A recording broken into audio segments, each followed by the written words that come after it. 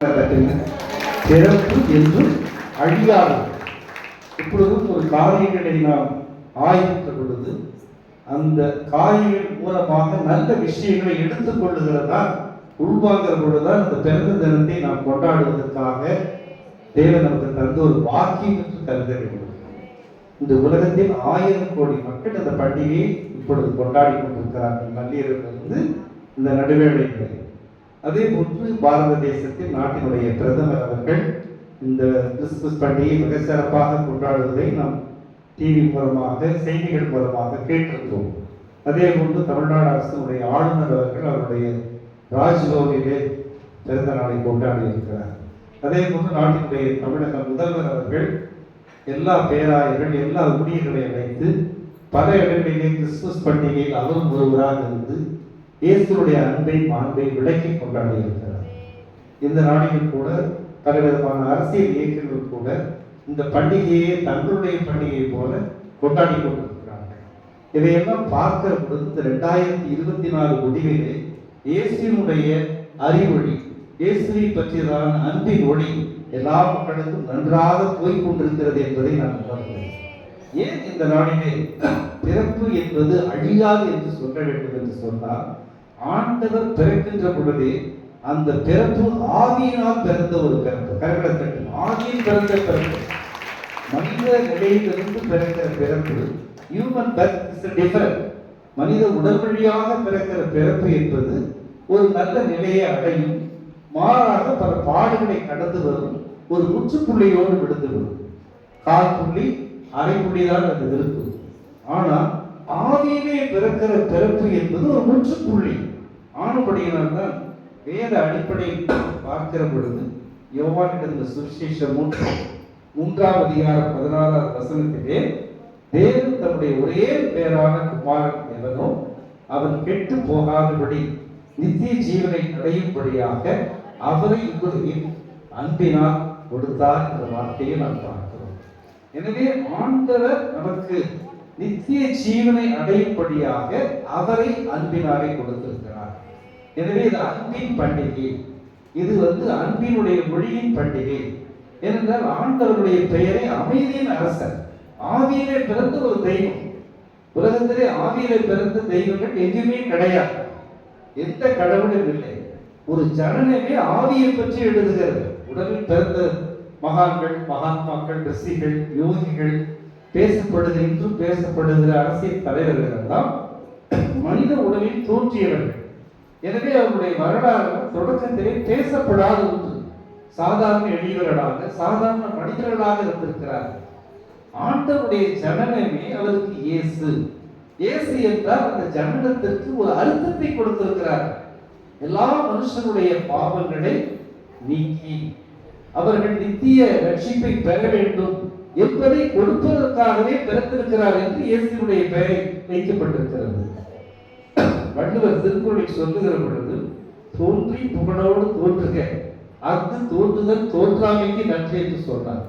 எனவே வள்ளுவருடைய இலக்கணத்தை கூட உள்ளே பயணிக்கிற பொழுது கூட புகழோடு தோன்றிய தெய்வம் இயேசு வருகிறார். கரடை தட்டி புகழோடு தோன்றிய தெய்வம். ஒரு மனிதன் புகழோடு எப்பொழுதும் பிறக்க முடியாது. நான் பிறக்கும் போது குள்ளர் ஊட்டு பற்றியிலே மிக எளிய நிலையில பிறந்திருக்கிறேன். ஆனால் இன்று இயேசு எனக்குள் பிறந்திருக்கிறபடியினால் எல்லாரும் பேசப்படுகிற, விமர்சிக்கப்படுகிற, எல்லாரும் ஏற்றுக்கொள்ளப்படுகிற, எல்லா மொழியினர் ஜாதியினருக்கு ஒரு அடையாளமாக இருக்கு இயேசு. கரடை தட்டி எவ்வளவு வித்தியாசம் பாருங்க. நான் பிறந்த ஒரு பிறப்பு அடையாளம் அல்ல. நான் பிறந்த பிறப்பு ஒரு எடுத்துக்காட்டு அல்ல. எனக்குள் இயேசு பிறந்த பிறகு, இயேசுடைய அறிவி பெற்றோர்களால் வாக்கப்பட்ட பிறகு, நான் அவரை தேடின பொழுது, என்னை உண்டாக்கிய கல்வழியிலே கண்ட இயேசு என்னை தேடி வந்த பொழுது, இன்று எல்லாரும் பேசப்படுகிற ஒரு அடையாளமாக உங்களுடைய வாழ்க்கையிலும் மாற்றம் செய்வார். கரகத்தை அதான் முக்கியம். ஆண்டவர் என்று சொன்னாலே அவருடைய இறையாண்மை என்ன சொல்லுகிறது என்று சொன்னால், இந்தியாவுக்கு ஒரு இறையாண்மை இருக்கிறது, டிவைனிட்டி. ஆண்டவருடைய இறையாண்மை என்பது எல்லாருக்கும் எல்லாம் போய் சேர வேண்டும். அதுதான் அவருடைய இறையாண்மை. கரெக்டா உற்சாகமா தட்டுங்கள், எழுப்புதலா இருக்கணும். உங்களுடைய அசைவுகள், உங்களுடைய மகிழ்வுகள், உங்கள் ஆரவாரங்கள் எல்லாம் பிறந்த மனிதனை வலிமைப்படுத்தும். அதுதான் முக்கியம். நீங்க அவரை மையப்படுத்தி இங்க வந்திருக்கீங்க. உங்களுக்கு ஒரு வாய்ப்பு இருக்கு. உங்க வீட்டுல உங்க குழந்தைங்க நீங்க பிறந்துட்டேன்னா உங்க முகம் எப்படி இருக்கு? உங்க மகனுக்கு பிறந்த நடந்த எப்படி இருக்கு? உங்களோட ஆரவாரங்கள் எப்படி இருக்கு? எழுச்சிகள் எப்படி இருக்கு? உங்களுடைய உணர்வுகள் எல்லாம் எப்படி இருக்கு? அது ஒரு நிலை கொஞ்ச நேரத்துல கடந்து போயிடும். இயேசு இந்த ஆலயத்தில் பிறந்திருக்கிறார். இயேசு எங்கள் வாழ்வில் பிறந்திருக்கிறார்னா உங்களுடைய முகநாடிகள் எல்லாம் எவ்வளவு சந்தோஷமா இருக்கும். ஆவியில நிறைஞ்சு கொண்டே இருக்கும். இந்த வார்த்தையை கேட்கிற பொழுதே பரிசுத்த ஆவியின் அபிஷேகம் வெளிப்பட வேண்டும். ஆவியிலே பிறந்த ஒரு மனுஷன் தான் தேவ ஆவியில் நடத்தப்படுகிற மனுஷன் தான் தேவ புத்திரர். நீங்களும் நானும் உலகத்தின் புத்திரர்கள் அல்ல, சேஷ்ட புத்திரர்கள் அல்ல, ஆவியிலே நடத்தப்படுகிற தேவ பிள்ளைகளாக இருக்கிறீர்கள். ஆவியிலே நடத்துகிற பொழுது மாம்சமே சோர்ந்திருந்தாலும் இரவு முழுவதும் கண்டுபிடித்திருப்போம். பல படிகளுக்கு அர்ப்பணிக்கப்பட்டிருக்கிறோம். பல வியாபாரங்கள் மத்தியிலே கடந்து வந்திருக்கிறோம். பல மன பிரச்சனை மத்தியில் இருப்போம். அது சரீரத்தினுடைய சோர்வை கொடுக்கிறது. உங்களுக்குள்ளே பரிசுத்த ஆவியானவர் வருகிற பொழுது சகல சத்தியத்தில் படிக்கிறது. இந்த ஆலயத்தில் உட்கார்ந்து அப்பா பரிசுத்த ஆவி ஊற்றி 84 வயது உள்ள அண்ணா இரவும் பகலும் தேவாலயத்தில் தங்கியிருந்து ஆண்டவரை பரிசுத்த ஆவியில் நிரப்பப்பட்டபடியினால் தான் அவர்கள் பார்க்க முடிந்தது. எல்லாரும் தேவனை பார்க்க முடியாது. இப்ப நீங்க நாளைக்கு வந்துட்டா இயேசு பார்க்க முடியாது, கேட்க பார்க்கலாம். கிறிஸ்துமஸ் தாத்தாவை சாண்டா கிளாஸை பார்க்கலாம். கொஞ்ச நேரத்தில் அருமையான அசைவ உணவு சாப்பிடலாம். சில இலவச பொருளை பெற்றுக்கொள்ள போலாம். இதெல்லாம் நம்மளுக்கு கூட நடக்கிற எக்ஸ்சேஞ்ச். ஆனா இயேசுவே இன்னைக்கு நான் பார்க்கணும் இந்த ஆலயத்தில் அப்படின்னு சொன்னா நீங்க பரிசுத்த ஆவியில் நிரப்பப்படும். அதுலையா பரிசுத்த ஆவியை வேணும்ப்பா. இந்த நாள்ல நாங்க எங்களால உங்களுக்கு கிஃப்ட் கொடுக்க முடியாது. வானத்தை ஆராய்ச்சி பண்ண வேத பண்டிதர்கள் தூப வர்க்கத்தையும் வெள்ளையும் பொன்னையும் வைத்து நட்சத்திர வழியாய் வந்து கொடுத்தாங்க. அவங்க முதல் காணிக்கை தொடங்கியவர்கள் அவர்கள் தான். கருக்க தண்டிப்பாங்க. நீண்ட நாள் காணிக்கை கேட்டாதான் கொடுப்போம், தேவன் வந்தாதான் கொடுப்போம், அது உங்களுக்கு ஒரு அழைப்பானை வந்தாதான் கொடுப்போம். அவங்க ஆண்டவருக்கு நட்சத்திரம் கிழக்கு நட்சத்திரம் வழிநடத்திய பொழுது ஆண்டவரை பார்த்தவுடன், அந்த கந்தையான துணியிலே பார்த்தவுடன், அந்த கட்டுத்தலையை பார்த்த உடனே அவர்கள் வணங்கி சாஸ்தாரமாய் வணங்கி அவர்கள் பொன்னையும் வெள்ளையும் தூப வர்க்கத்தையும் காணிக்கையாக கொடுத்தார். காணிக்கை தொடங்கிய ஆண்டு எப்படி பாருங்க, ஆண்டவர் பிறந்த உடனே தொடங்கி. உங்களால என்னாலே காணிக்கை கொடுக்க முடியாது. அப்பா ஒரு காணிக்கை கொடுக்கிறேன், உங்களால நாங்கள் தேவ ஆவியில் நடத்தப்படுகிறோம், தேவ ஆவியில் நாங்கள் பிறந்திருக்கிறோம். அன்னை மரியாளுக்கு மட்டும் நீங்கள் பரிசுத்தாவில் பிறக்கவில்லை, எங்களுக்குள்ளும் இன்று பிறந்திருக்கிறீர்கள். அந்த அபிஷேகத்தை நிறைப்பாய் தரும்படியாக ஆண்டவர் எப்பொழுதுமே சிங்கம் கிடையாது. அவர் வந்து பெருக்கம் படுத்துகிறவர், கழிக்கிறவர் அல்ல, வறுக்கிறவர் அல்ல, கூட்டி பெருக்கிறவர். அபிஷேகத்தை கேட்க வேண்டும். அப்பா இது ஒரு அபிஷேகத்தின் நாள், இது பரிசுத்த ஆவியின் நாள், பரிசுத்த ஆவியுடைய மகிமைய நாள். இந்த மகிமைய நாளில் நம்முடைய பரிசுத்த ஆவியை எனக்கு ஊற்றும். இதை நாங்கள் பெற்றுக்கொள்ள வந்திருக்கிறோம். அப்படி ஒரு உணர்வு உங்களுக்குள்ள இந்த பண்டிகை நாளில் ஏற்படுமானால் இந்த பண்டிகை உண்மையாகவே இயேசுவோடு இணைந்து கொண்டாடுகிற பண்டிகை. அல்லேலூயா. ஆண்டவரோடு வீட்டுக்கு நானும் அம்மா வந்திருக்கிறோம், அது கொண்டாடுற பண்டிகை இல்லை. எங்க வீட்டாரெல்லாம் சேர்ந்து செய்யற பண்டிகை அல்ல. நானும் உங்களோட வந்து நீங்க பண்டிகை கொண்டாட வந்திருக்கிறது பண்டிகை அல்ல, இயேசுவோடு இணைந்து கொண்டாடுகிற பண்டிகை தான் பண்டிகை. அப்ப எப்படி இருக்குன்னு நினைச்சு பாருங்க. நம்ம முதல்ல யாருக்கும் சோர்வு இருக்கக்கூடாது, களைப்பு இருக்கக்கூடாது, கடந்த கண்ணீர் பாதமுடைய கவலைகள் இருக்கக்கூடாது. இன்றைய நிலையிலே உங்களுடைய உள்ளத்திலே ஏற்படுகிற பலவிதமான உளைச்சல்கள் இருக்கக்கூடாது. தகரபுரிக்கான ஆட்டுக்குட்டியை தேவன் தாமே பார்க்கிறார். அவர் எங்களை ஆசீர்வதிப்பார், எங்களை வழிநடத்துவார், எங்களை காப்பாற்றி வந்தது. டிசம்பர் மாதம் 25ஆம் தேதி இந்த ஆலயத்திலே அபிஷேகத்தோடு எங்களை வழிநடத்த அழைத்திருக்கிறார் என்று சொல்ல வேண்டும். அந்த உணர்வு உங்களுக்குள்ளே வருகிற பொழுதுதான் இந்த பிறப்பினுடைய பிறப்பினுடைய பண்டிகை வெளிப்படும்.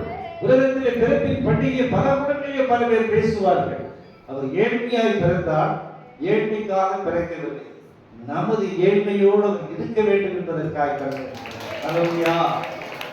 அவர் வந்து ஏழ்மை அல்லாம ராஜவஸ்திரம் போட்டு ராஜ அலங்காரம் பண்ணி பிறந்தேன்னு சொல்லுவாங்க. அவரே ராஜாவா பிறந்திருக்காரு சொல்லுவாங்க. ஏழையா பிறந்தா நீங்களும் நானும் ஏதோ ஒரு வழியில ஏழையா இருக்கிறோம், கனவீனரா இருக்கிறோம், பலவீனரா இருக்கிறோம், தாழ்த்தப்பட்டிருக்கிறோம், ஒடுக்கப்பட்டிருக்கிறோம், நம்மோட சேர்கிற பொழுதுதான் அந்த அன்பு மாறாத அன்பாய். சில பேருக்கு புரியுறதுல அவர் ஏழையா பிறந்தார். அவர் ஏழையே கிடையாது. அவருடைய அரசும் ஆட்சியும் என்றும் அழியாது.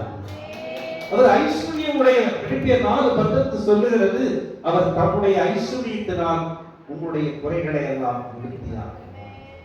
அவர் ஐஸ்வர்யக்காரர், சம்பளர். அவர் பரிபூர்ணத்தை கொடுக்கிறவர், தீர்க்காயுசை கொடுக்கிறவர். எந்த மனிதனை மேன்மைப்படுத்துகிற சத்துவம் வல்லமை அவரிடத்தில் இருக்கிறது. ஒரு மனிதனை பிரவாசிக்கிற ஆற்றல் இருக்கிறது. அவரிடத்தில் திரளான பொக்கிஷம் இருக்கிறது. அவர் சொல்லுகிறார், நீங்கள் தசமபாகை காணிக்கைகளையும் என்னுடைய ஆலயத்தில் கொண்டு வாருங்கள், அப்பொழுது நான் வானத்தின் பலகனை திறந்து இடம் கொள்ளாமல் போகும் என்று ஆசீர்வதிக்கிறேன். ஆசீர்வதிக்கிறவங்க பணக்காரர்களா இல்லையா? ஆசீர்வதிக்கிறவர்கள் ஐஸ்வர்யர்களா இல்லையா? எனக்கு அதிக ஆசீர்வாதமா இருந்தா இந்த ஆலயத்தில் அத்தனை பேருக்கு பரிசு கொடுத்தது. அல்லேலூயா. ஆனா நான் கொடுக்காட்டி இயேசுவை கொடுத்தோம். அல்லேலூயா. உங்களுக்கு வீட்டிலையும் உங்க வாழ்க்கையில நல்ல ஆசீர்வாதம் இருந்தா நீங்க அந்த பண்டிகை எப்படி கொண்டாடுவீங்க? நினைச்சு பாருங்க. ஆண்டவர் வர வேண்டும். பண்டிகை கொண்டாடுகிறதுக்கு வரமாட்டார். மிகப்பெரிய பேரவைகளுக்குள்ளே நுழைய மாட்டார். அவர் தேடி வருகிற இடம் உடைக்கப்பட்ட பாத்திரம். யாரெல்லாம் உடைந்து இந்த நாடு எங்க வீட்டுக்கு வாங்க, எங்க உள்ளத்துக்கு வாங்க, உங்களுடைய அபிஷேகத்திற்கு ஊற்றுகள் என்று சொல்லுகிற பொழுதுதான் ஆண்டவர் அபிஷேகத்தை அடையாளமாய் வருவார். லூக்கா 2ஆம் அதிகாரம் 23:4 என்று சொல்லுகிற பொழுது கூட அந்த சிமியோன் அழகாக சொல்லுகிறான். பரிசுத்த ஆவியினுடைய வரப்பெற்ற சிமியோன் சொல்லுகிறான், யோசேப்பையும் மரியாதையும் ஆசீர்வதித்து அவன் சொல்லுகிற வார்த்தை, இஸ்ரவேல் சிலரில் சிலர் விழுகிறதையும் சிலர் எழுதுகிறதையும் அநேகரால் விரோதமாய் பேசப்படுகிற அடையாளமாய் இயேசு பிறந்திருக்கிறார் என்று சொல்லுகிறார். அல்லேலூயா. அவருக்குள்ளே பரிசுத்த ஆவி இருந்தபடியினால், நன்றாக கேளுங்கள், அவருக்குள்ளே பரிசுத்த ஆவி இருந்த காரணத்தினால் தான் இந்த வசனத்தை நான் படிக்கிறேன். லூக்கா 2ஆம் அதிகாரம் 34வது வசனம். பின்னும் சிமியோன் அவர்களை ஆசீர்வதித்து அவருடைய தாயாகிய மரியாதை நோக்கி, இதோ அநேகருடைய இருதயங்கள் சிந்தைகள் வெளிப்படத்தக்கதாக இஸ்ரவேலில் அநேகர் விழுகிறதற்கும் எழுதுகிறதற்கும் விரோதமாய் பேசப்படுகிற அடையாளமாய் இருப்பதற்கு நியமிக்கப்பட்டிருக்கிறார் என்று சொன்னார். அந்த சிமியோன் மீது பரிசுத்த ஆவி ஊற்றப்பட்டபடியினால் தான் அவனை பார்க்க முடிந்தது. அன்னாரிடத்திலே பரிசுத்த ஆவி ஊற்றப்படியினால் தான் பார்க்க முடிந்தது. தேவனுடைய வார்த்தைக்கு கீழ்ப்படிந்து கிழக்கு நட்சத்திரத்தை தேடி போன பரிசுத்தாவின் அபிஷேகம் பெற்ற வானசாஸ்திரிகள் தான் பார்க்க முடிந்தது. இறக்கப்பெறுகள் வாக்கியவான்கள் ராக்காலத்திலே துதிக்கு கடமைப்பட்ட ராக்கால மெய்ப்பர்கள் தான் பார்க்க முடியும். எனவே இந்த காலை வேளையிலே இந்த இயேசுவின் பிறப்பின் பண்டிகை என்பது பிறந்தவர் சொல்லுகிற பிறப்பு என்று சொன்னால், யோவான் 3ஆம் அதிகாரம் 1 ஒரு 10 வார்த்தைகள் சொல்லப்படுகிறது. நிக்கோதேம் என்ற மனுஷன் கேட்கிறான் ஆண்டவரிடத்திலே, ஒருவர் பிறப்பை குறித்து சிறப்பாய் பேசுகிற பொழுது ஆண்டவர் உங்களோடு இருக்கிறபடியினால் தான் இவ்வளவு பெரிய அற்புதங்களையும் அடையாளங்களையும் செய்ய முடியும் என்று ஆண்டவரிடத்திலே சாதுத்தியமாய் பேசுகிறார். அப்போது இயேசுவானவர் சொல்லுகிறார், ஒருவன் ஜலத்தினாலும் ஆவியினாலும் பிறவாவிட்டால் விண்ணக ராஜ்யத்திற்குள் நுழைய முடியாது என்று சொன்னார். அவர் திருப்பி அழகாக அர்த்தத்தோடு கேட்கிறார், ஏற்கனவே நாங்கள் பிறந்து விட்டோம், முதல் வைத்து மறுபடியும் எப்படி பிறக்க முடியும் என்று கேட்கிறார். அப்பொழுது சொன்னார், காற்று வருகிறது, காற்று போகிறது, அது எங்கிருந்து வருகிறது எங்கிருந்து போகும் என்று தெரியுமா? அதுபோலதான் ஒருவர் ஜலத்தினாலும் ஆவியினாலும் பிறக்க வேண்டும். எனவே இயேசுவானவர் இந்த பிறப்பின் பண்டிகை அவர் கொண்டு கேட்கிற ஒரே ஒரு கிஃப்ட், நீங்க மனுஷன் மறுபடியும் பிறக்கிறது. கரெக்டா தட்டிருப்பாங்க. வீட்டுல உங்களுக்கு கணவர் கிஃப்ட் கொடுத்திருப்பாங்க, மனைவி அன்பான உணவுகளை கிஃப்ட் கொடுத்து ஆயத்தப்படுத்தியிருப்பாங்க, பிள்ளைகளுக்கு நீங்க கிஃப்ட் கொடுத்திருப்பீங்க, அல்லது பெரியவங்க உங்களுக்கு கிஃப்ட் கொடுக்க காத்திருப்பாங்க, கடமைப்பட்டிருப்பாங்க. ஆலயத்தில் இருக்கக்கூடிய ஆலய போதகர்கள் பல நடிகர் ஏழை எளியவருக்கு கிஃப்ட் கொடுத்திருப்பாங்க. ஆனால் இயேசு உங்களையும் என்னையும் பார்த்து இந்த நாளில் கேட்கிற ஒரே கிஃப்ட், மறுபடியும் நாம் பிறக்கிறோம். எத்தனை பேர் மறுபடியும் பிறக்கிறது ஆயத்தமாக இருக்கிறது? கரங்களை உயர்த்துங்க. நான் மறுபடியும் பிறக்க வேண்டும். கரங்களை உயர்த்துங்க. அப்படி கரங்களே நீட்ட மாட்டேங்க. இப்படி காட்டு எப்படி இருக்கும்? கரங்களை நேரம் உயர்த்தி, ஆண்டவரே நான் மறுபடியும் இல்லைங்க, நான் ஏற்கனவே நான் பேப்டிஸ்ட் எடுத்துட்டேங்க, நான் ஏற்கனவே அந்த போதகத்தை எடுத்தாச்சு, நான் ஏற்கனவே லட்சியப்படுத்திட்டேங்க, நான் ஏற்கனவே புது நன்மை பண்ணிட்டேங்க, ஏற்கனவே திடப்படுத்தல் எடுத்துட்டீங்க. இதெல்லாம் அபிஷேகம் இருக்கா? ஒருவன் ஜகத்தினாலும் ஆவியினாலும் பெறவாவிட்டால் விண்ணக அரசுக்குள் நுழைய முடியாது என்று சொன்னால், அந்த அபிஷேகம் இருந்தா அவங்களுக்கு இந்த ஆலயத்தில் இந்த வார்த்தையை கேட்டாலே அபிஷேகத்தில் அங்கீகரிக்க அமைவாங்க. அதான் அபிஷேகம். உங்களுக்குள்ள அந்த ஆவியாருடைய நிழலாட்ட இருக்க வேண்டும். ஒரு நல்ல ஆலயத்திற்கு அடையாளம் அபிஷேகத்தின் பிள்ளைகள், துதிக்கிற பிள்ளைகள், காணிக்கை கொடுக்கிற பிள்ளைகள், வல்லமையான தீர்க்கதரிசனத்தை சொல்லுகிற பிள்ளைகள், எழும்பி பிரகாசிக்கிற பிள்ளைகள், வளர்த்து சாட்சியாய் இருக்கிற பிள்ளைகளுக்கு தான் இந்த அபிஷேகம் இருக்கு. அப்ப சரியான ஆழமான சத்தியத்திற்குள் பயணிக்கிற பொழுதுதான் தேவன் கொடுத்த அபிஷேகத்தை கொடுப்பார். கேட்டு பெறுகிற ஒன்று. சீடர்கள் 12 பேரை அழைக்கிறார். 40 நாள் விண்ணகத்துக்கு போகிற பொழுது நீங்கள் பரிசுத்தாவி பலனடைந்து யூதாவில், சமேரியாவில், எருசலேமில் பூமியின் கடைசி வரைக்கும் சாட்சியாய் இருப்பீர்கள் என்பதற்கு அவர் அபிஷேகத்திற்காக, அக்னி அபிஷேகத்திற்காக, பரிசுத்தாவின் நிரப்புதலுக்காக காத்திருக்க வைத்தார். எனவே நீங்கள் இந்த நாளில் ஒரு முடிவெடுக்க வேண்டிய அபிஷேகம் என்பது அந்நிய பாசை அல்ல. அது ஒரு பற்பல பாசை, அது ஒரு முன்னோட்டமான ஒரு அறிமுக உரை. அபிஷேகம் என்பது ஆனந்தத்தால் ஆண்டவரோடு இருக்கிறார். எவனும் என்னை தொட முடியாது, யாருமே மயிரலையை விடுக்க முடியாது, எந்த சூழ்நிலையும் ஒரு அன்பிலிருந்து நான் வெளிப்பட முடியாது. கர்த்தர் எனக்கு பலனாய் இருக்கிறார், கர்த்தர் எனக்கு ஆசீர்வாதமாய் இருக்கிறார், கர்த்தரோடு கூட இருக்கிறார். அவரால் எனக்கு எல்லாவற்றையும் செய்ய பலன் உண்டு. பலப்படுகிற கிறிஸ்துவாக எல்லாவற்றையும் செய்ய பலன் உண்டு என்று நீங்கள் கர்த்தருக்குள் நிரப்பப்படுகிற பொழுதுதான் அபிஷேகம். வாய் திறக்கப்படுகிறது அபிஷேகம். வாயை திறந்தாக்க அபிஷேகம். எனக்கு சரீரத்திலேயே 18 மத்தியில் தான் நான் வந்தேன். நான் வாயை திறக்கும் போது அபிஷேகம் வந்ததுனால பேச முடியாது. ஆண்டவரை பற்றி நான் எப்படியே சொல்லி ஆக வேண்டும். 7 வயதிலிருந்து இந்த 70 வயது அகவை நிரப்புகிற வரை பேசிக் கொண்டிருக்கு. ஏராளமான படிப்பட்டங்கள், ஏராளமான கிராமங்கள், ஏராளமான சிற்றூர்கள், பேரூர்கள், எல்லா இடங்களிலும் முகாந்திரம் இல்லாமல் இயேசுவை மகிமைப்படுத்தி ஒரு பணியை இந்த காலை வரை நான் செய்து கொண்டிருக்கிறேன். ஏனென்றால் எனக்குள் படுத்த இயேசு என்னை நடக்கிறார். இந்த அன்பு இருக்க வேண்டும். அருமையான அன்பு இயேசுவிடத்தில் இருக்கிற பொழுது அது யாரும் பிரிக்க முடியாது. நீங்கள் கண்ணீரோடு கேட்க வேண்டும், இந்த உலகம் ஒரு மாயை, இந்த உலகத்தினுடைய வாழ்வு ஒரு மாயை. மனிதன் பிறந்தாலும் மரித்தவர்கள் மீண்டும் கிறிஸ்துவுக்குள் எழுப்பப்படுவார் என்று சொன்னார். நான் முதலே சொன்ன முன்னோட்டமான வார்த்தை, பிறப்பு என்பது அழியாது. பிறப்பு அழியவே அழியாது. யாராவது தெரியாம பேசுனா அவனுக்கு வேதம் தெரியவில்லை என்றுதான் சொல்ல முடியும். பிறப்பை அழியாமல் கொண்டு வந்த தெய்வம் தான் இயேசு. அவர் பிறக்கிறார், மறுபடியும் மரித்த அவர் என்ன மரித்த கிறிஸ்து மரிப்பது இல்லை, மறுபடியும் பிறக்கிறார். மறுபடியும் அவர் வருக சமீபமா இருக்கும் போது, அறிவிக்கப்படாத அறிவிப்பு வரும்போது அதிலேயும் நம்மளை எழுப்பி போகிறார் என்று சொன்னார். அதுதான் நித்திய வாழ்வு. எந்த மனுஷனும் கெட்டு போகாதபடி நித்திய ஜீவன் என்று சொன்னால் ஆன்மா அழியாதது, சரீரம் அழியாதது, ஆவி அழியாதது, பிறந்த உடல் அழியாது. கரங்களை கட்டி பார்க்கிறோம். நித்திய ஜீவன் அழிவை பற்றி நான் பேசவில்லை, அழிந்து போகிற மாயை பற்றி பேசவில்லை. அழியாததும் வாழாததும் மாசற்றமான இயேசுவுடைய ஆவியில் அன்பு நமக்குள்ளே பிரகாசிக்கிறது. இந்த நாள்ல எப்படியோ பண்டிகை கொஞ்ச நேரத்தில் அந்திசாயம் மாறிக்கணும் முடிச்சு போய் பழக்கமான சூழ்நிலைகள் வந்துவிடும். நீங்க அதை குறித்து பாரப்படக்கூடாது.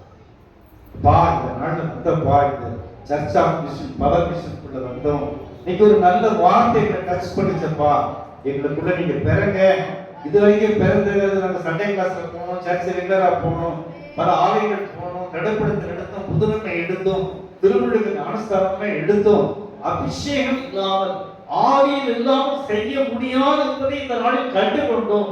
ஆண்டவரே, அன்னை மரியாதை கூட கடவுளில் இருக்கக்கூடிய நடித்த தாழ்த்தப்பட்ட பெண்ணுக்கு முதலாகி உன்னதத்திலிருந்து பலன் வரும். பரிசுத்த ஆவியை ஊற்றினப்பா, பரிசுத்த ஆவியின் தான் ஒரு கண்ணிலேயே கர்ப்பவதி ஆனார்கள் அப்பா. அவர்களுக்கு இந்த ஆவியை ஊற்றி நீர், இந்த 2000 ஆண்டுகளுக்கு முன்பு ஊற்றிய நீர் இந்த மத்தியானம் இந்த 12வது மணி வேளையில் எங்களுக்கு ஊற்றும். இப்பொழுது அபிஷேகத்தோடு நாங்கள் கடந்து போக வேண்டும்.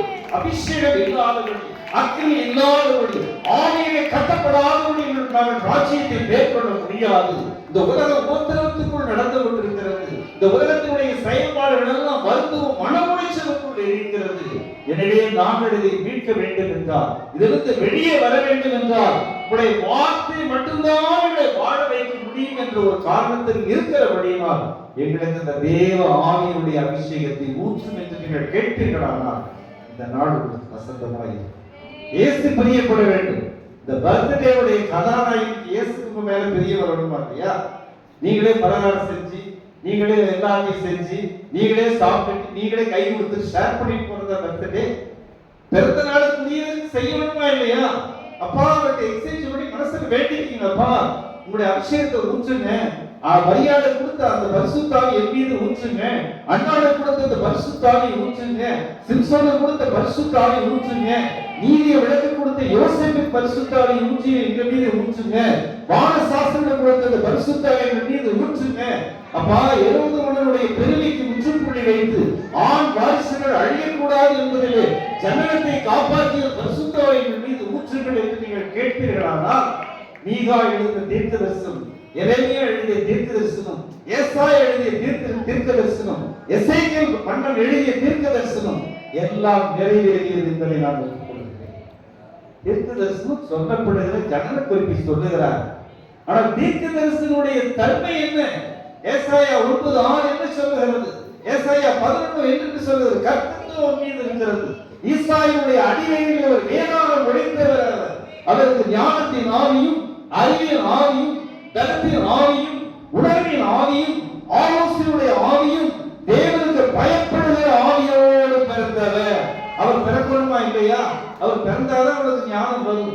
அவர் பிறந்தாதான் அவளுக்கு அறிவு வரும். அவர் பிறந்தாதான் அவளுக்கு எதையெல்லாம் எப்படி செய்யணும் ஆலோசனை கிடைக்கும். அவர் பிறந்தாதான் அவருக்கே நம்ம பயப்பட முடியும். கரெக்டா தட்டி பாருங்க. சும்மா பிறக்காம செய்ய முடியாது. இன்னைக்கு ஆர்டிபிஷியல் இன்டெலிஜென்ஸ் என்று சொல்லுவார்கள், ஏஐ என்று சொல்லுவார்கள். ஒரு வேலையை செய்ய முடியாத விஞ்ஞான நுட்பத்தை ஒன்று செய்யலாம். நேற்றைய தினத்தில் இந்திய அரசு பல ஆயிரம் கோடி ரூபாயை விண்வெளி ஆராய்ச்சிக்கு கொடுத்திருக்கிறார். எல்லா மனிதனுடைய அறிவின் பெருக்கம் அதை செய்ய வேண்டும், எதை செய்ய வேண்டும் என்று நான் ஓடிக்கொண்டிருக்கிறார்.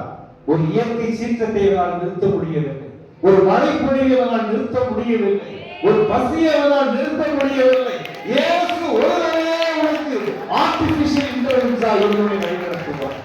செயற்கை எல்லாம் மாயை, எல்லாம் விரயம், எல்லாம் பொய். மனிதனுக்கு மனிதன் பொய் சொல்றவர்கள் அதிகம். ஒருவர் மீது ஒருவரை பழி சொல்லுகிறவர்கள் அதிகம். இந்த கால சூழ்நிலையில் நீங்கள் இயேசுவோடு இணைந்து கொண்டாடுகிற பண்டிகையாக யாராவது கேட்டா நீங்க எப்படி இருக்கிறீங்க கிறிஸ்துமஸ்? இயேசுவோட இந்த வருஷம் தான் கொண்டாடுங்க. எங்க அப்பா இல்லையே மிஸ் பண்ணிட்டோம், எங்க அம்மா இல்லையே மிஸ் பண்ணிட்டோம், எங்க தாத்தா பாட்டி இல்லையே மிஸ் பண்ணிட்டோம், எங்களோட பல பேர் இல்லையே மிஸ் பண்ணிட்டோம், என் ஃப்ரெண்ட் இல்லையே மிஸ் பண்ணிட்டு நீங்க சொல்லாதீங்க. மிஸ்ங்கிற வார்த்தை உங்களுக்கு வேண்டாம். ஹalleluya. மிஸ் என்பது உங்களுக்கு இல்லை. இயேசு உங்களோடு கூட இருக்கிறார். உற்சாகமா கரங்களை எடுத்து தட்டுங்க. இயேசு உங்களோடு இருக்கிறார். இம்மானுவேல் உங்களோடு இருக்கிறார். சகல சத்தியத்திற்குள் நடத்துவார். அப்பேற்பட்ட சுவிசேஷம் 28:20 வேதம் சொல்கிறது. உலகம் முடியும் வரைக்கும் நான் உங்களோடு கூட இருக்கிறேன். ஹalleluya. கடைசி வரைக்கும் இருக்கிறார். இருக்கிறவரும் இருந்தவரும் இருக்க போகிறவருமாய் வருகிறவருமாய் நம்மோட இருக்கிறார். I am that I am. I am that I am. Yatra 3:7 சொல்லுகிறது. உபத்திரப்படுவதை உபத்திரத்தை பார்க்க வந்தவர்.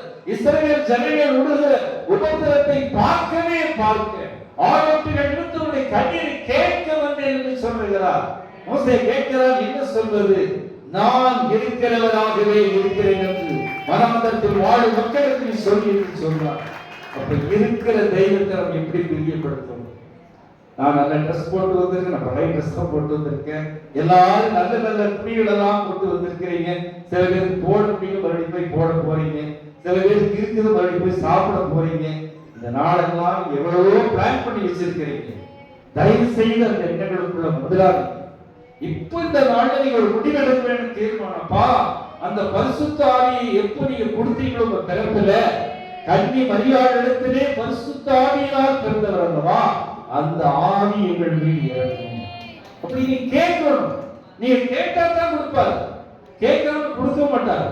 கேளுங்கள் கொடுக்கப்படும், தட்டுங்கள் திறக்கப்படும், தேடுங்கள் கண்டடையும்.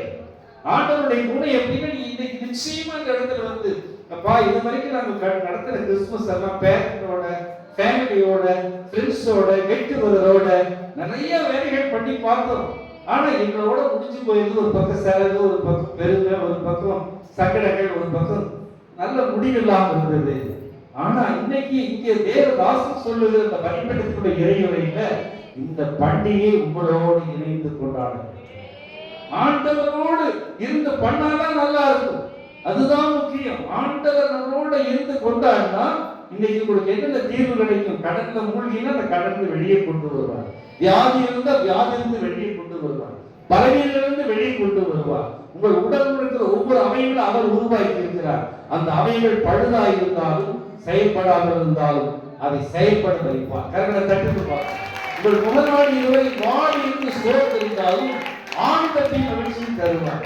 லூக்கா 2:16 வேதம் சொல்லுகிறது, உன்னதத்தில் தேவனுக்கு மகிமையும் பூமியிலே சமாதானமும் மனுஷன் மேல் பிரியம் உண்டாவதாக என்று சொல்லி கர்த்தர் துதித்தார்கள்னா எல்லாருக்கும் சந்தோஷம் கொடுக்கணும்.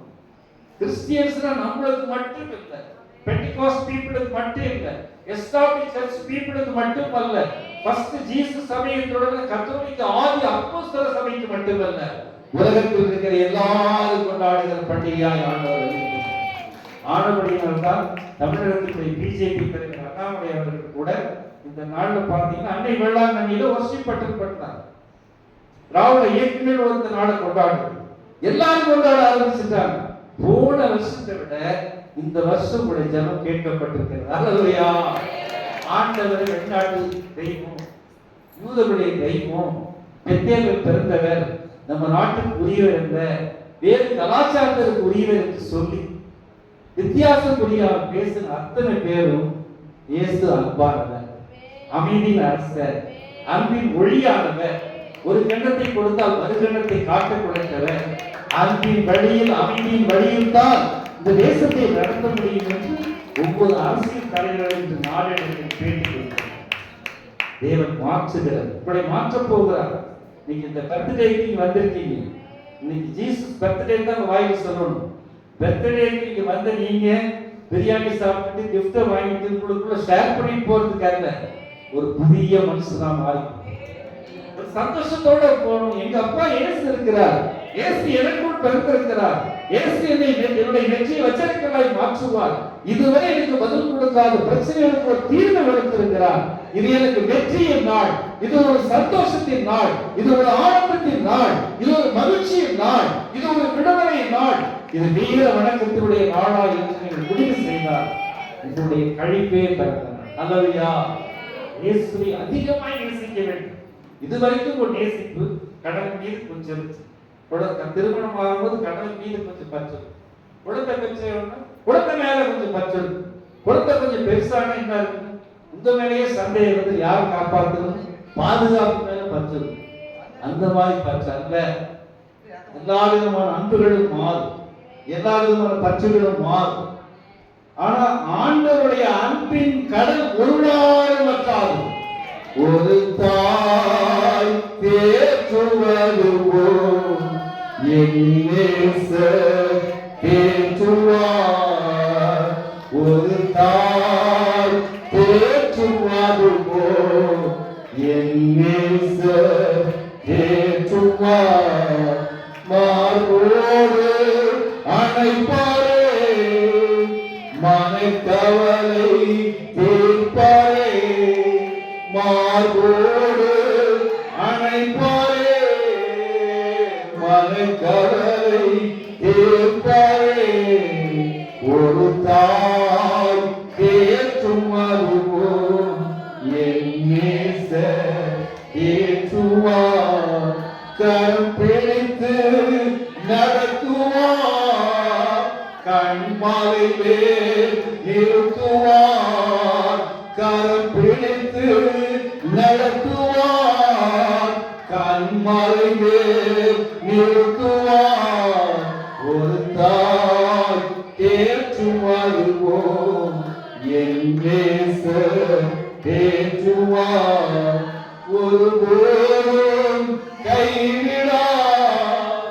ஒரு நாளும் விலகிடார், ஒருபோதும் கைவிடார், ஒரு நாளும் விலகிடார். ஒரு தாய் தேற்றுவது போல் என் நேசர் தேற்றுவார். அல்லேலூயா, அல்லேலூயா, அல்லேலூயா, அல்லேலூயா. நிறைவு காண்பதற்கு சில மனிதர்களை நான் அறிமுகப்படுத்துகிறேன். முதல் இந்தியாவிலே அச்சுக்கூடத்தில் ஜான் கூடத்தர் அச்சுக்கூடத்திலே சீகன் பாவன் எழுதிய அரங்கப்பாடி எழுதிய புத்தகம் தான் உலகத்தினுடைய முதல் பிரதியாக இருந்தது. அந்த ஜெர்மானிய பாதிரியாருடைய இருதயத்திலே இயேசு பிறந்தபடியினால்தான் இந்த வேதத்தை நாம் உலகத்தின் புகழ்பெற்ற தேவ மனிதர்களும் இன்று போதகர்களாய் வலம் வருகிற அத்தனை பேரும் பயன்படுத்திருக்கிறார். கரண தட்டுப்பாடு அந்த ஜெர்மானியிலிருந்து வந்து தமிழை கற்றுக்கொண்டு வேதத்தை தமிழாக்கம் பண்ணி இன்னைக்கு இந்தியாவில் இருக்கிற எல்லா மாநிலங்களுக்கும் இந்த புத்தகத்தை படிக்க பார்க்க உலகத்திலே அதிகமான அச்சு புத்தகமாக பிரதிகளாய் அந்த புத்தகத்தை படைத்தவர் சீகன் பால்கர் அரங்கபாடி அவர்களுக்குடைய மின்சாரோடு டிவி அங்க இருக்குது எல்லாரும். உலகத்திற்கு முதல் தாமஸ் ஆல்வா எடிசன் வெளிச்சத்தை கண்டுபிடித்தார். இந்த வெளிச்சத்தை கண்டுபிடிக்கிறதுக்கு 1000 முறை பயிற்சி எடுத்து தோற்று போகிறார். படிக்க கூட போவதற்கு பணமில்லை. அவன் தாய் அவனுக்கு வேதாந்தத்தை கொடுத்து இதை படி, இதை தியானம் பண்ணி என்று சொல்லிக் கொடுத்தார்கள். தாயினுடைய வழியில் அந்த வேதாகத்தை அவங்க பாடசாலை வழியாக சுவிசேஷ பாடசாலை வழியாக கற்றுக்கொண்டபடினா 1000 முறை தோற்றுகிற கூட இயேசுவின் அன்பிலே உலகத்திற்கே வெளிச்சத்தை கொடுத்தார். அவன் வெளிச்சம் கொடுத்த நாள் அன்னைக்கு என்ன ஆயிடுச்சுன்னு கேட்டா பூரா பக்கம் விட கணக்கு சொல்லிட்டான். இங்கிலாந்து ஒரு 5 நிமிஷம் இருட்டாட்ட எப்படி இருக்கு, அப்புறம் லைட்டு போட சொன்னான். அந்த வெளிச்சத்தையே தருப்படியா உலகத்திற்கு நீ வெளிச்சமாய் இருப்பாய், மலை மீது இருக்கிற பட்டணமாய் இருப்பாய். அதே தமிழகத்தில் தென் மாவட்டத்தில் தேனி பகுதியில் மணிமுத்தாறு அணை இருக்கிறது. நீரோட்டங்கள் வெள்ளப்பெருக்கில் அதிகமாக போகும். இந்திய தமிழகத்திலே ஆளும் சாதாரண பொறியாளராக இருந்த பெண் கோயில் சட்டமன்ற உறுப்பினராக வருகிறார். பிறகு அந்த தமிழகத்தினுடைய மிகப்பெரிய உயர்ந்த அதிகாரியாக அவர் மனதிலே ஆண்டவர் பேசுகிறார். டேமெல்லாம் உடைபெற்றுமே, தண்ணி இல்லாமல் இருந்த மக்கள் விவசாயத்தை எப்படி பண்ணுவாங்க, தண்ணியை தேக்கி வைக்க அணை கட்டணும்னு சொல்லி யார் சொல்லிக் கொடுக்கிறது? இன்னைக்கு அரசியல் சொல்லுது, அரசாங்கம் சொல்லுது. ஒரு அரசாங்கத்தை ஏற்றுக்கொள்வதில்லை, ஒத்தி போடுறாங்க. ஆனா அந்த பெண் கோயில் என்ன பண்றாரு? சொந்த செலவுல முதல் மணிமுத்தாறு இதெல்லாம் எதுக்காக இயேசு பிறந்தது. அன்னை தெரேசா ரோட்டில விழுந்து கிடக்கிற ஒரு பிச்சைக்காரன், மாற்றுத்திறனாளி, அவன் தூய்மையற்றவன், குப்பையில் இருக்கிறவனை எடுத்தவனை தூய்மைப்படுத்தி உணவு கொடுக்கிறார். அவரை பார்த்து நாட்டினுடைய பிரதமர் பண்டிதர் நேரே வந்து சந்திக்கிறார். எப்படிமா நீங்க இந்த ஹோமம் நடத்துறீங்க தெரேசம்மா? உடனே அந்த ரூம் கூட்டிட்டு போய் வந்து பாருங்க. இந்த இடத்துல இருக்கிற பைபிளும் ஜெபந்தான் இந்த உலகம் முழுவதும் இந்த தெரேசாவை எழுதுகிறார். பேர் உலகத்தில் சொன்னா லிஸ்ட் போட்டே சொல்லும். தினகரன் அவர்கள் ஒரு முறை தண்டவாளத்தில் வாழ்வதே சரியில்லை, நாம வாழ்ந்த எந்த பிரயோஜனம் இல்லை, நமக்கு எந்த உயர்கல்வி கல்லூரி படிப்பில் இடம் கிடைக்கல, நோய்கள் தாக்குது, இருதயத்துல பலவீனம், முடிந்துவிடும் என்று தற்கொலைக்கு பறந்து போகிறார். அந்த ரைட் தண்டவாளத்தில் ஒரு அன்பு சகோதரர் குடும்பத்தை சார்ந்தவர் காப்பாற்ற இந்த உலகமே போற்றுகிற ஒரு சுவிசேஷ ஊழியத்தை தமிழகத்தில் உலக அளவில் செய்து ஒரு சட்டமன்றமே எழுந்து நின்று அவரை சிறப்பு செய்து இன்று தமிழகத்திலே கிரீடி சாலையிலே அவருடைய பேரிலே தினகரன் சாலை என்று வைக்கிறார். இயேசுவின் பெயரை சொல்லி இயேசுவுடைய பெயரை சொல்லி இயேசுவினுடைய பெயரை மகிமைப்படுத்திய கணக்கற்ற எண்ணற்ற மனிதர்கள் இன்று உயர்ந்திருக்கிறார்கள். கரகத்தட்டு உயராம விடுவாங்க. எத்தனையோ பேர் உயர்ந்திருக்கிறார். தமிழுக்கு இடங்களும் தெரியாது, தமிழுக்கு இடங்களும் சொல்லவில்லை. காடுதல் உட்பட எழுதினார், ஜீய போப்பதை எழுதினார், வேதா முனிவர் அதை எழுதினார். தமிழையே உலகிற்கு கொண்டு போனவர்கள் கிறிஸ்தவர்கள். இப்படியெல்லாம் கிறிஸ்தவத்தில் எவ்வளவு அறப்பணிகள், கிறிஸ்தவ பணிகள் என்று இல்லாவிட்டால் பெண்கட்டி வந்திருக்கார், சமத்துவம் கூட வந்திருக்கார், மத்திய உணவு வந்திருக்காது, நீங்களும் நானும் படிக்கிற கல்வி கூட வந்திருக்கார். அந்த கிறிஸ்தவர்கள் உள்ளத்திலே இயேசு பிறந்தபடியினால் தான் நலிந்தோருக்காக, பாதிக்கப்பட்டோருக்காக, ஏழைகளுக்காக, வருபவர்களுக்காக ஆண்டவர் வெளிச்சத்தை கொடுத்திருக்கிறார். எனவே உங்கள் வாழ்வில் கொஞ்ச நேரம் நான் பேசினால், அதிக நேரம் பேச நான் விளங்கவில்லை. பிறப்பு என்பது அழியாதது. பிறப்பை உருவாக்குறவர் ஆண்டவர், பிறப்பை தந்தவர் ஆண்டவர். மனித உடலில் நாம் தாய் தகப்பனோடு பிறப்பை தூக்கி போட்டு பாம்பினுடைய சாரையை, பாம்பு தோலை சாரையான பிறகு வெளியெடுத்து உருவி விடுவான். அதுபோல பெற்றோர்களோடு வந்த அந்த பிறப்பின் சாரையை வெளியெடுத்து போட்டு நான் இயேசுவோடு பிறக்கிறேன். இயேசுடைய அன்பு ஆவிக்குரிய குணங்கள் எனக்கு இருக்க வேண்டும். அவர் தன்னை அறிமுகப்படுத்துகிற பொழுது மத்தேயு சுவிசேஷம் 11:29 சொல்லுகிறார், நானும் மனத்தாழ்மையும் சாந்தமாயிருக்கும். யாராவது உலகத்தில் சொல்லுவாங்கன்னா, ஒரு பொலிட்டிஷியன் சொல்லுவானா, ஒரு தொழிலதிபர் சொல்லுவானா, ஒரு நேஷனல் கிரேட் லீடர் சொல்லுவானா, ஒரு பேராயர் சொல்லுவானா, ஒரு ஊழியக்காரருக்கு தன்னை அறிமுகப்படுத்துவானா? சொல்லவே மாட்டான். இயேசு ஒருவர் தான் தன்னை அறிமுகப்படுத்தவர். நானும் மனத்தாழ்மையும் சாந்தமாயிருக்கிறேன். English we may say, I am humble and simple. தாழ்த்தும் போது ஆண்டவர் ஆசீர்வதிக்கிறார். எனவே ஆவிக்குரிய குணங்களால் தான் இன்னைக்கு அரசியல் தலைவர்கள், உலக தலைவர்களும் இந்த பிறந்த நாளில் இயேசுக்கு புகழாக சாற்றுகிறார். நிறைய காலம் உங்களை உயர்த்துவார். இந்த கிறிஸ்து செல்வம் உங்கள் வாழ்க்கை மாறும், உருமாற்றப்படுவீர்கள். உங்களை ஆசீர்வதிப்பார். உங்கள் ஏழை மாறும், வீடுகளுக்கு வீடு கொடுப்பார், நிலவர்களுக்கு நிலம் கொடுப்பார். உங்கள் கவலைகள் மாறும், வேலை வாய்ப்புகளை மாறும், ஐஸ்வர்யம் பெருகும், கடல் மாறும், கடல் சுமைகள் பூர்ணமாய் நீங்கும். கரண்ட தட்டுக்கு பூர்ணமாய் நீங்கும். அந்த வசனத்தையே கொடுத்திருக்கிறார். கர்த்தர் சொல்லியபடி ஆசீர்வதிக்கிறார். நீயோ கடன் வாங்குவதில்லை, அநேகர் கடன் கொடுக்கிறார். பொய் பேசாதவர், வாக்குத்தத்தத்தை நிறைவேற்றுகிறவர். ஆனா நம்ம காத்திருக்க வேண்டும். அதுக்காக தான் இந்த நாள்ல முடிவுக்காக சொல்ற ஒரே வார்த்தை பரிசுத்த ஆவி. இன்னைக்கு 25ஆம் தேதி 31ஆம் தேதி நள்ளிரவு புது வருடத்தின் தரிசனம். நீங்க ஆண்டவருடைய வாக்குத்தத்த அட்டை பெறுவதற்கு, புதிய வருட ஆசீர்வாதத்தை பெற்றுவதற்கு இந்த 6 நாள் சுத்திகரிச்சு, எனக்கு மறதி எடுத்து போடுங்க, அவிசுவாசம் எடுத்து போடுங்க, பெருகி எடுத்து போடுங்க, வாக்குவாதத்தை எடுத்து போடுங்க, சண்டை சச்சரவு எடுத்து போடுங்க, பலவீனத்தை எடுத்து போடுங்க, சோர்வை எடுத்து போடுங்க. ஏன்னா நீங்க என்னோட பிறந்தீங்க. உங்க அபிஷேகம் எனக்குள்ள வந்திருக்குது. நீங்க பிறந்தபடி வந்த அந்த அபிஷேகத்தை எங்கள் உணர முடியாது. இந்த சர்ச் ஆஃப் பவர் மிஷனுக்குள் வந்திருக்கிறோம். உடைய வல்லமைகளை ஆளுகை செய்கிறது, உடைய வல்லமைகளை ஆளுகை செய்கிறது, உங்களுடைய வல்லமைகளை எடுத்து நடத்துகிறது. ஒவ்வொரு வினாடியும், ஒவ்வொரு மணி நிமிடமும் உடைய வல்லமையினாலே நாங்கள் வழிநடத்துவோம். ஒன்றுக்கும் நாங்கள் பயப்பட மாட்டோம், ஒன்றுக்கும் கவலைப்பட மாட்டோம். பகலுக்கு இருக்கிற 12 மணி நேரத்தில் நாங்கள் வெளிச்சத்தை நடப்போம். எங்கள் வாழ்வில் இருளை விட்டு கடந்து போய்விட்டது என்று உடைய அன்பின் ஒளியாக ஆண்டவரை மட்டும் பேசி பேசி, எதுக்கெடுத்தாலும் இயேசு, எதுக்கெடுத்தாலும் இயேசு, அழுகிற பொழுது இயேசு, தூங்குற பொழுது இயேசு, பொழுது சாப்பிடுகிற பொழுது இயேசு, நடக்கிற பொழுது இயேசு, படுக்கிற பொழுது இயேசு, உங்கள் செயல்களில் எல்லாம் இயேசு இயேசு இயேசு என்று நீங்கள் குறித்துக் கொண்டே இருப்பீர்களானால் நிச்சயம் உங்களுடைய வாழ்வு ஒளியாய் மாறும், கவலை நீங்கும், சந்தோஷம் ஆனந்தம் பெறும் என்று சொல்லி வாழ்த்தி கிறிஸ்துமஸ் செய்தியோடு விடைபெறுகிறேன். கர்த்தரை ஆசீர்வதிப்பார். ஆமென். ஹல்லேலூயா. கரங்களை தட்டி ஆண்டவரை மகிமைப்படுத்துவோம். ஒரு வார்த்தைகளை ஆண்டவருடைய சமூகத்தில் கேட்டிருக்கிறோம். ஆண்டவர் ஆவியோடு நம்மோடு அதிகமாக பேசியிருக்கிறார். ஆமென். ஹல்லேலூயா. பாடலை ஆண்டவருடைய சமூகத்தில் பாடி கரங்களை தட்டி நாம் ஆராதிக்க போகிறோம். ஆமென். எண்ணில் அடங்கா ஸ்தோத்திரம் தேவாயுங்கள் நான் பாடுவேன். எண்ணில் அடங்கா ஸ்தோத்திரம் தேவாயுங்கள் நான் பாடுவேன்.